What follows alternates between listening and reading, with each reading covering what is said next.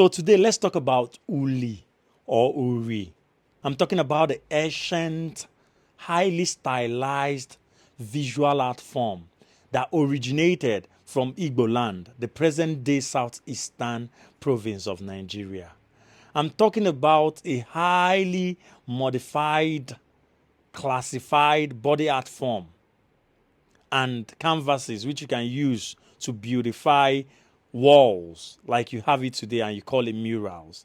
I'm talking about an ancient visual art form that predates your inks and your needles that you call tattoos today, which is temporal and which is gotten botanically from the uri or the uli plants and berries.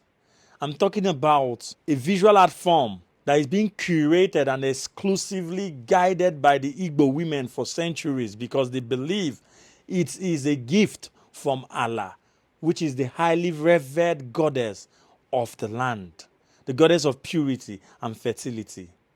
So before you look at your grandmother or your mother thinking that they are old fashions, thinking that they don't have tattoos, they don't have your eyeliners, they don't have the BBL and all of that, let me tell you, before your tattoos, before your cosmetic surgeries, we had women who once lived up and were an example of true, authentic African beauty.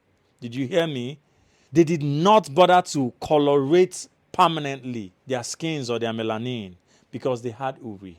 And uri could fade out in a matter of a week or two. You know why? Because in the African context, beauty fades with age. So dive with me, let's talk about uri.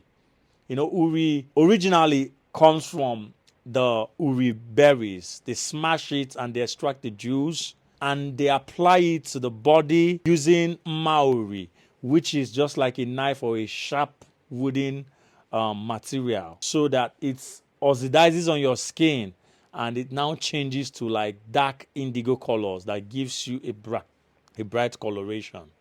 So uri is exclusive for our women. They can use it celebrations and festivals like beautifying brides, during masquerades, during coronation, and every special occasion. And it is a high and an exclusive way of storytelling, communal storytelling, beautification, and reverence to Allah. Allah is one of the great goddesses in the Igbo pantheon assemblage.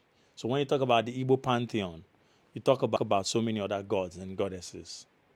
Now, uli has symbolism. It has things that you need to know. I mean, the drawers or who applies it to you manages lines. And they have motifs, or motif rather, that you use uli to draw. It could depict the everyday Igbo environment. I'm talking about from the natural elements like the sun, the moon, the crescent, the python, which is a demili. So many of our stuffs. You can use uli to exemplify that and tell stories.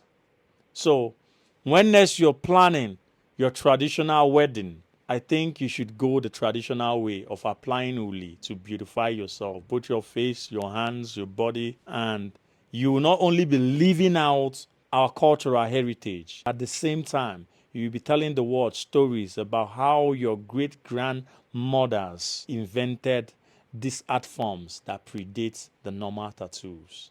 God bless you, and I hope you're following for more. We'll still talk about it. Ciao.